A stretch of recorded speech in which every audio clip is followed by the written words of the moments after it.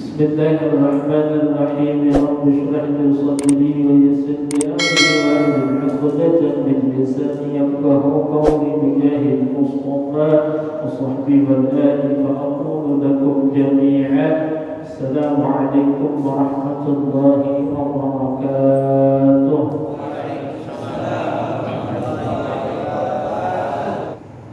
Makanya harus sabar yang mana? Hatinya ketika dilawannya hatinya itu keinginan hawa nafsunya tadi, maka sabar ya datang ya ke majelis taklim, datang ya sholat subuh berjamaah. Nah, saat sholat subuh itu yang harus sabar badannya ke hatinya. Karena badannya gak ada orang yang dua-duanya. Mana badannya capek, mana hatinya malas, kira-kira berangkat ya? Harus dua-duanya nih. Bila bisa tuh melawan kayak itu, berarti langsung ibadah sekali itu. Misalnya sholat subuh berjamaah, ya Allah hati ini berat banget ke masjid bangun subuh tuh, badan capek betul. Nah ini bisanya sering terjadi. Kalau kira-kira orang capek tapi hatinya ingin, masih sangat, walaupun berat tapi masih sangat mungkin ia bisa menang, masih mungkin ia bangun dan berangkat sholat subuh ke masjid. Nah, tapi yang kebanyakan umumnya terjadi bila badannya capek, hatinya ini yang berat. Namun bila bisa mengalahkan, artinya bisa sabar, maka dapat dua pahala sabarnya. Sabar jasmani sekaligus sabar nafsani. Jadi diingat-ingat bila badan capek, hati malas, itu dua perangnya.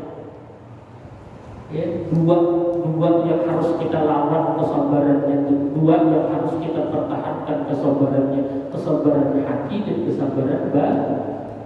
Ada orang gak capek, apa enggak, santai aja orangnya kemudian, tapi sholat subuh enggak ke masjid, berjamaah enggak, ngaji enggak. Berarti kira-kira yang kalah sabar itu sabar apanya? Sabar nafsani. Nah itu kemudian. Jadi kalau misalnya pulang kerja apa segala macam, Allah capek benar, kemudian hati malas berat benar, lawan sabar, maka itu sekaligus dapat dua kesabaran, yaitu sabar nafsani dan juga sekaligus sabar jasmani. Walaupun datang ke masjid itu hati sakit, walaupun datang ke masjid itu hati gak nyaman karena capek, karena malas. Tapi mengharap pahala daripada Allah, dan itu masuk tadi sabarnya tingkatan sabar orang awam. Bila kita kemudian alasannya badan capek, berarti sabar jasmani kalah. Bila kita alasannya malas, berat hati, berarti sabar nafsani kalah. Bila dua-duanya, berarti sekaligus kedua-duanya kalah. Tinggal tanya jadi diri kita masing-masing. Sering selama ini kita nggak ibadah itu apa alasannya? Dua nih aja alasannya. Kalau nggak hati malas, badan itu aja alasannya.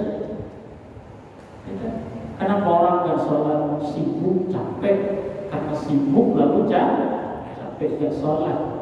Ada juga karena kenapa nggak sholat, nggak sibuk kok santai kan, apa nggak sholat malas? Ya udah.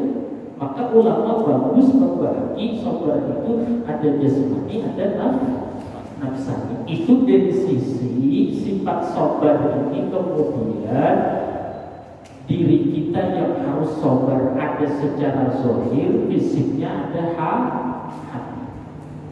Nah, lalu kata Ibnu Qudamah lagi, sabar secara dilihat dari keadaan yang kita hadapi, maka dibagi juga sabar itu jadi dua. Jadi kalau tadi itu yang pertama sabar nafsani dan jasmani itu adalah sabar dibahagi pembahagian sabar cuma dilihat dari kemudian diri kita, anggota kita yang harus sabar. Jadi anggota yang harus sabar pada hatinya, anggota tubuhnya kita dibagi dua. Ada namanya sabar jasmani, ada namanya sabar nafsani. Ada sabar anggota tubuh, ada sabar hati. Kalau dilihat dari sabar kebahagiaannya, cuma bukan dilihat dari keadaan diri kita, keadaan yang kita alami lagi. Kan kita sabar itu diri kita yang sabar, dan ada kejadian-kejadian keadaan yang kita alami. Nah, dari sisi keadaan yang kita alami, maka kemudian Ibnu Qudamah membagi juga sabar itu terbagi menjadi dua. Ya, jadi tidak sesimpel yang kita sabar. Kita lihat di mana keadaan sabarnya itu. Saya capek, berarti saya ini sabarnya jasmani. Saya malas, berarti sabarnya nafsani. Dilihat. Nah, kalau dari sisi keadaan yang kita alami, maka yang pertama sabar itu kata Ibnu Qudamah, bila terjadi sesuatu itu sesuai dengan keinginan atau sebaliknya bila terjadi malah justru tidak sesuai dengan keinginan kita. Ini perlu sabar. Terjadi sesuatu atau Allah mentakdirkan sesuatu untuk diri kita sesuai dengan yang memang kita inginkan. Takdir Allah terjadi seperti itu, perlu sabar. Pun bila sesuatu terjadi tidak sesuai takdir Allah dengan keinginan kita, kita perlu sabar. Kita usaha pengennya berhasil, lalu berhasil, perlu sabar kata ulama. Atau misalnya kita usaha lalu gagal, artinya tidak sesuai dengan yang kita ingin, sama perlu sabar juga. Jangan dipikir kemudian kita selama ini kan bernyangka bahwa sabar itu bila sesuatu terjadi yang menyakitkan, yang tidak sesuai dengan keinginan kita, di situ aja harus sabar. Padahal kata Ibnu Qudamah, bila sesuatu sekolah, mondok, pesantren, punya ilmu, bisa mungkinlah salah orangnya, karena kemudian sealim-alimnya orang bukan nabi. Karena yang terjaga dari kesalahan, yang maksum itu hanya para nabi dan para roh. Kayak apa kealimnya orang tetap masih mungkin ada salah. Jadi kita kalau melihat kiai salah, ulama salah, itu normal.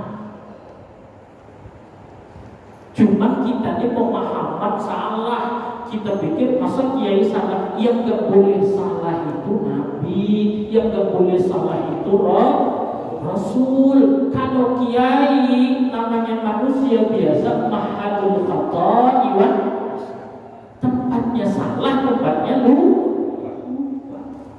Lalu kiai ini salah, lalu ustaz ini salah, ditegur oleh orang, kebetulan orang enggak mondok, enggak alim, enggak terima. Nah ini orang sifat balik lagi, orang punya duit, pengen punya duit, berhasil punya duit, lalu kemudian salah, ditegur oleh orang, kebetulan yang negur ini miskin, nggak punya duit. Kalau yang negur yang lebih kaya, diterimanya ini. Karena yang negur lebih punya banyak. Cuma kebetulan yang ngasih tahu yang benar ini orang miskin, lalu dia kemudian nggak mau menerima karena merasa dirinya lebih baik dari yang miskin ini. Kenapa? Karena dia punya harta, keinginannya terkabul dengan takdir Allah, pengen punya duit, ditakdirkan Allah kaya hidupnya. Sementara ini ditakdirkan Allah miskin, cuma si kayanya salah, ditegur oleh orang miskin, gak terima. Berarti dalam kekayaan tidak memiliki sifat Orang berilmu ditegur salah, yang negur kebetulan bukan pondokan, bukan anak kuliahan, lalu gak terima, berarti tidak sabar dalam ilmu. Jabatan sama. Jadi sabar itu bila sesuatu terjadi sesuai kenyataan juga harus sabar. Apalagi sesuatu terjadi tidak sesuai dengan harapan dan keinginan pengen sehat, takdir Allah sakit, pengen berusaha berhasil, takdir Allah gagal, pengen pulang kampung Idul Fitri ternyata ada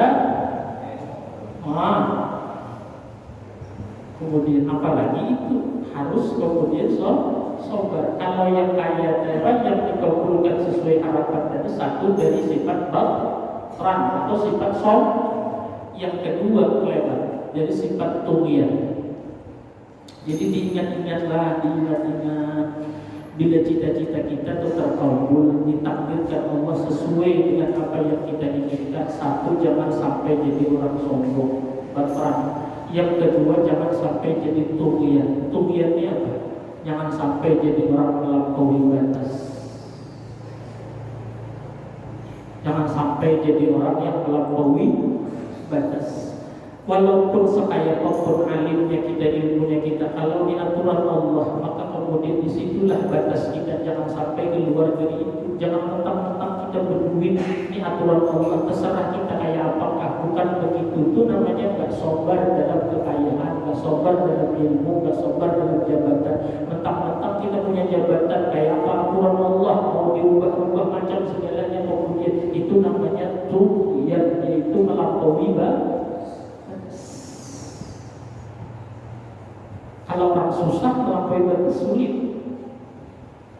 Kenapa? Fasilitasnya nggak ada. Kalau orang duit banyak, fasilitasnya mau kemudian melampaui batas, mau melanggar aturan Allah, mau bermaksiat, fasilitasnya lengkap. Maka itu kemudian kata Ibnu Qudamah, yang harus sobar dari sifat tughyan ini orang yang cita-citanya kemudian terkabulkan dengan takdirnya Allah.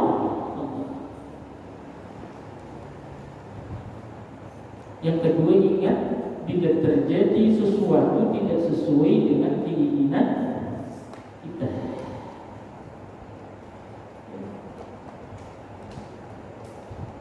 ingin alim, sana kemana ya sudah belajar tapi tidak paham, berarti tidak sesuai kenyataan dan tidak boleh kecewa, karena tugas kita itu bukan alim, maaf ya.